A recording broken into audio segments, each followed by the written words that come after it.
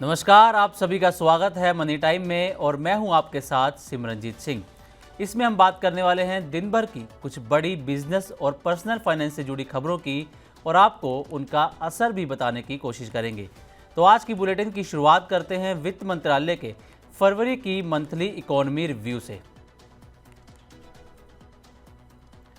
दरअसल वित्त मंत्रालय के फरवरी रिव्यू में ये संकेत दिया गया है कि सब्जियों, अनाज और दालों की महंगाई दर में गिरावट आई है, जिससे कंज्यूमर्स को राहत मिलने की उम्मीद है। मंत्रालय ने बताया कि फूड इन्फ्लेशन में नरमी आने से ओवरऑल इन्फ्लेशन में भी गिरावट दर्ज की गई है।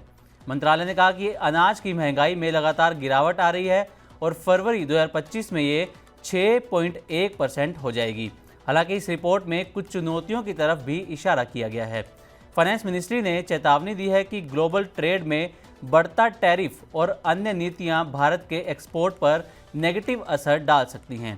इसके कारण ग्लोबल इन्वेस्टमेंट और ट्रेड फ्लो कमज़ोर हो सकता है, जिससे भारत की इकोनॉमिक ग्रोथ को चुनौती मिल सकती है। इसके साथ ही वित्त वर्ष 2025 के दौरान एक्सपोर्ट में धीमी ग्रोथ दर्ज किए जाने की भी संभावना है। अगली खबर जो सीधे आपकी जेब पर असर डाल सकती है वो ये कि मोबाइल रिचार्ज महंगे हो सकते हैं। टेलीकॉम कंपनियां रिचार्ज प्लान महंगे करने की प्लानिंग कर रही हैं। जियो, एयरटेल, वोडाफोन आइडिया तीनों ही कंपनियां टैरिफ हाइक कर सकती हैं। ये दावा सेंट्रम इंस्टीट्यूशनल रिसर्च की रिपोर्ट में किया गया है। सेंट्रल इंस्टीट्यूशनल रिसर्च की रिपोर्ट में कहा गया है कि कंपनियां एवरेज रेवेन्यू पर यूज़र यानी कि ARPU बढ़ाने की प्लानिंग कर रही हैं और ARPU बढ़ाने से रिचार्ज प्लान भी महंगे होंगे। रिपोर्ट में कहा गया है कि कंपनियां फ्यूचर में रेगुलर टैरिफ हाइक करती रहेंगी।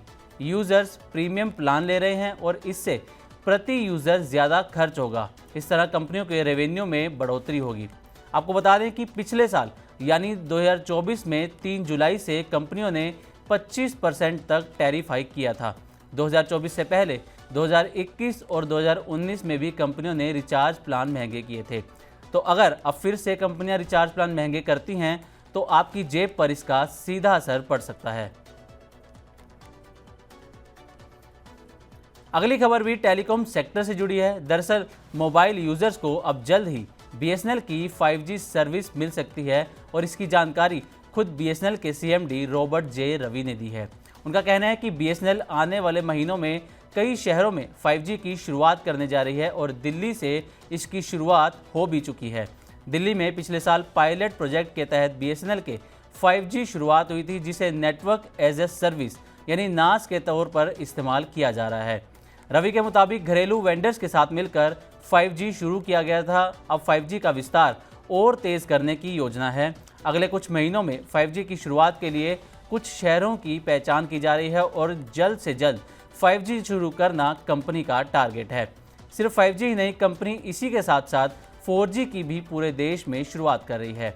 BSNL के 4G के लिए 1 लाख साइट्स डेवलप की जा रही हैं। TCS और C.4G साइट्स तैयार कर रहे हैं, यानी कि जो लोग BSNL के 5G का इंतज़ार कर रहे थे उनके लिए एक बड़ी खुशखबरी हो सकती है। अब आते हैं अगली खबर पर। एम्प्लॉइज़ प्रोविडेंट फंड ऑर्गेनाइजेशन यानी EPFO अब PF विड्रॉल के नियमों में नरमी ला रहा है। साथ ही इसे पूरी तरह डिजिटल भी किया जा रहा है ताकि लोग ज़रूरत पड़ने पर मिनटों में अपना PF का पैसा निकाल सकें। इसी कड़ी में EPFO अब UPI के ज़रिए PF क्लेम का प्रोसेस शुरू करने जा रही है और इसे बेहद आसान और फास्ट बनाया गया है। EPFO के मुताबिक मई 2025 के अंत तक EPFO सिस्टम में UPI को इंटीग्रेट कर दिया जाएगा, जिससे 7.5 करोड़ एक्टिव EPF मेंबर्स को सीधा फ़ायदा पहुंचेगा। ऐसा करने से आपके PF अकाउंट से पैसा तुरंत आपके बैंक अकाउंट में ट्रांसफ़र हो जाएगा। अकाउंट होल्डर्स अपने किसी भी UPI ऐप जैसे फ़ोनपे, गूगल पे, पेटीएम से अपना EPFO अकाउंट लिंक कर सकेंगे। इसके लिए EPFO ने पहली बार सेंट्रलाइज्ड डेटाबेस को तैयार किया है, जिसे पूरी तरह से वर्क मोड में आने में 2 से 3 हफ्ते का समय लगेगा। तो अगर ऐसा हो जाता है तो PF का पैसा निकालना बेहद आसान हो जाएगा। अगली खबर की तरफ बढ़ते हैं और बात करते हैं कि 1 अप्रैल से नया फाइनेंशियल ईयर शुरू हो रहा है और इसी के साथ कई बड़े नियम भी बदलने जा रहे हैं। और इन नियमों में बदलाव का असर आपकी जेब पर भी हो सकता है। इन बदले जाने वाले नियमों में एक नियम पैन और आधार से भी जुड़ा है। अगर आपने अभी तक पैन कार्ड को आधार से लिंक नहीं किया है तो 1 अप्रैल से आपको स्टॉक डिविडेंड मिलना बंद हो जाएगा। यानी कि जो कंपनियां स्टॉक डिविडेंड देती हैं, पैन और आधार लिंक ना होने पर आपको वो डिविडेंड नहीं मिलेगा। इसके साथ ही इसका असर आपके डिविडेंड और कैपिटल गेन्स से होने वाले टीडीएस डिडक्शन पर भी पड़ेगा। इसके अलावा पैन आधार को लिंक करने की समय सीमा निकलने के बाद इसे लिंक करने के लिए आपको 1000 रुपये तक का जुर्माना भी चुकाना पड़ सकता है। इसलिए अगर आपने अभी तक अपने पैन और आधार को लिंक नहीं किया है तो तुरंत ये काम कर लें ताकि आपको डिविडेंड जैसे फायदे आगे मिलते रहें। अब बात करते हैं भारतीय शेयर बाजार की, तो लगातार 7 दिन से जारी तेजी का रुख बुधवार यानी 26 मार्च को थमता हुआ नजर आया है।